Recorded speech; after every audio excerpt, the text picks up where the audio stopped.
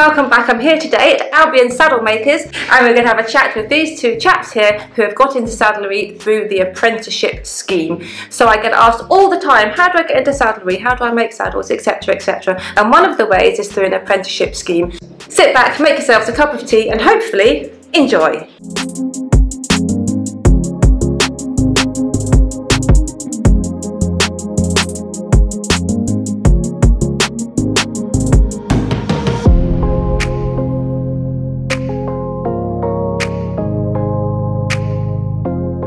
I'm joined here today with Alec and Sam, and they are both junior saddlers at Albion Saddlemakers. And they both got into saddlery in two different routes. So both of them kind of as apprentices, but slightly different types of apprentices. So let's have a little chat with Alec. Alec, how did you get into saddlery? So I first started off, it was through a friend of the family, and found myself working here. Yep. Started working into the tree room, so I worked through the wood shop, through the metal room, onto seating and straining, and then finally onto the saddle shop now. So I'm over with Paul. So it's a slightly different path. It's kind of old school, work your way through apprenticeship, if you look at it like that. And how old were you when you started? I was 21 when I started. Yeah. And sort of what made you choose saddlery over everything else? I suppose if I really think about it, it's kind of looking at the product itself, the quality that goes into it, something that really to me stands out. And this here is a saddle that you made? Yep. From start to finish? Start to finish. What's your favourite part of the saddle that you make? Favourite part for me is probably the lacing in. That's the worst part! I do enjoy the lacing in. I couldn't tell you why, it's just something that stands out to me.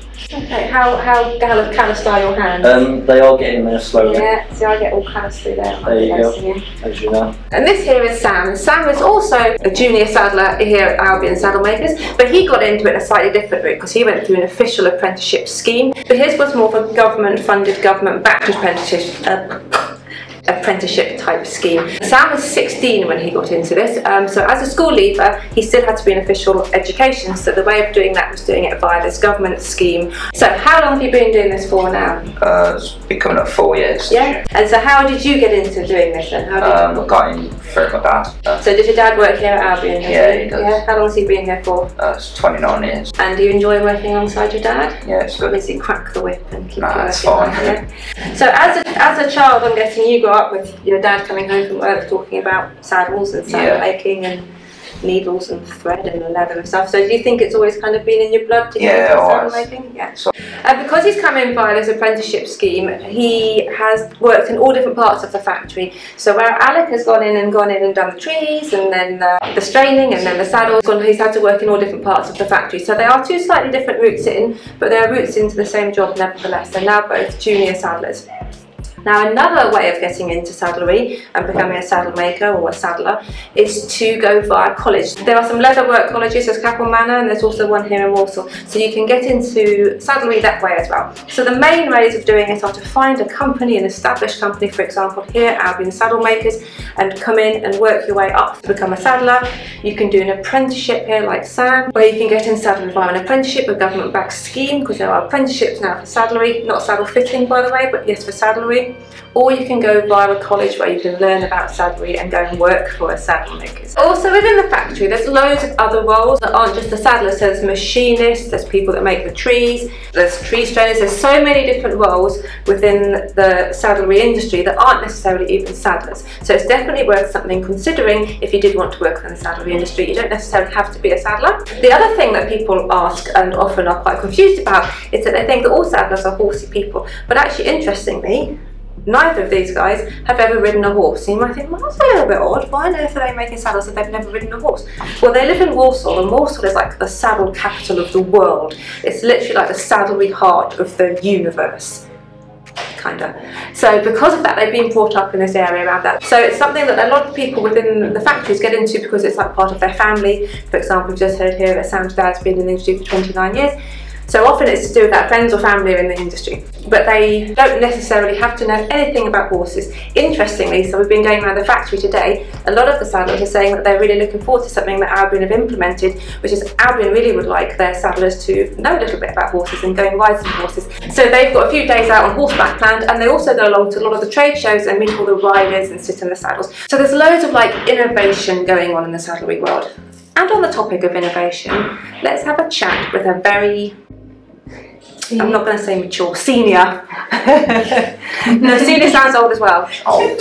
Experience. Yeah. On the subject of innovation, let's have a chat with a very, very experienced, 29 years in the industry, saddler Paul. Come along, Paul. So you are Sam's dad, number one. Congratulations. Yes, well done. It's hard. I can imagine. I've got a teenage boy. Yeah. So you have been a saddler for 29 years. Yeah, 29. So in those 29 years, have you seen like loads of changes in the saddlery world? There's lots of changes, especially in Albion itself. Yeah.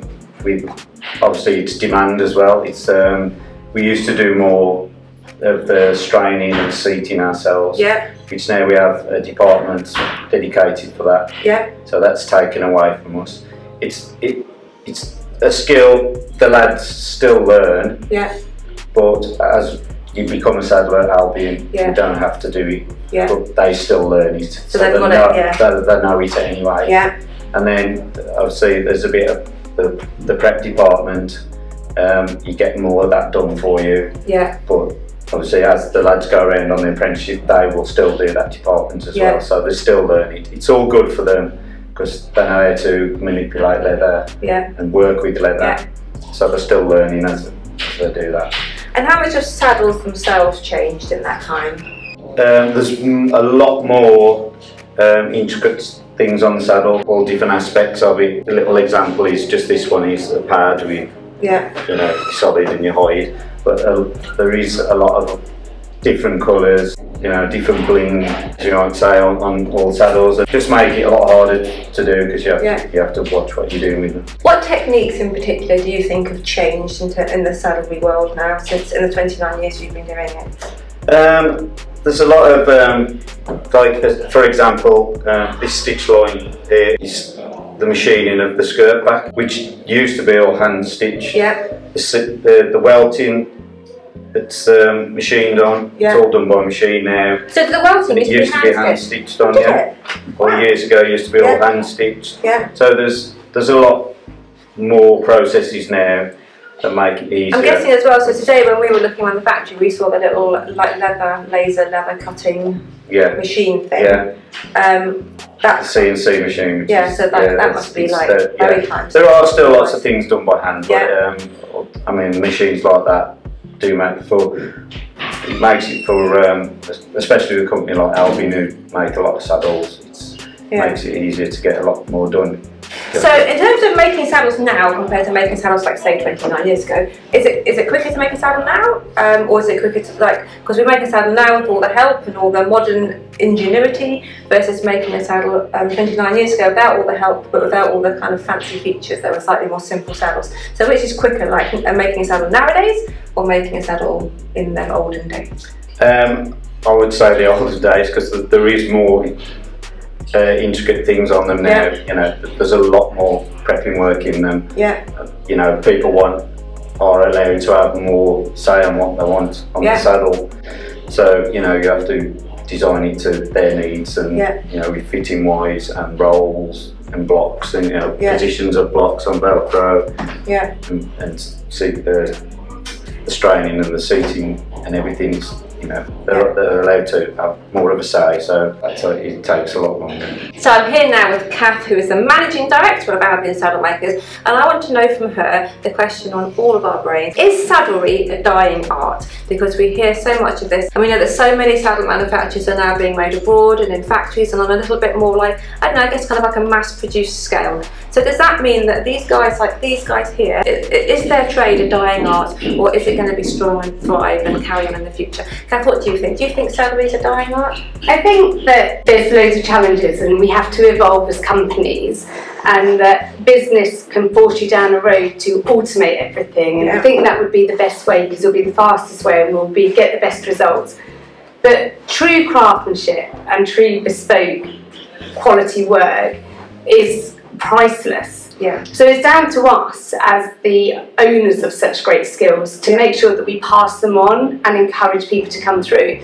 And one of the things we're really proud of at Albion is our average age is slightly lower for this industry. And we have, once people come into the business and understand the opportunities that are available for them, they quickly see how they want to progress and become very knowledgeable. And that's only happens by having really, really strong mentors who are really relatable and give these guys opportunities to keep growing and to understand that automation isn't always the best way forward. We're a craft, a true craft, and every Albion saddle therefore is a bespoke handmade saddle for that horse, because everything is done through the feel and the craftsmanship that these guys have learned throughout the time. And like we were saying as we were going around the factory earlier, some of the girls were asking the saddlers, how much flocking do you put in? How do you know how much flocking to put in? Well, as someone that does reflocks myself, and like seeing these guys, it's feel. You have to feel. And can machines ever really feel like that? Or so there's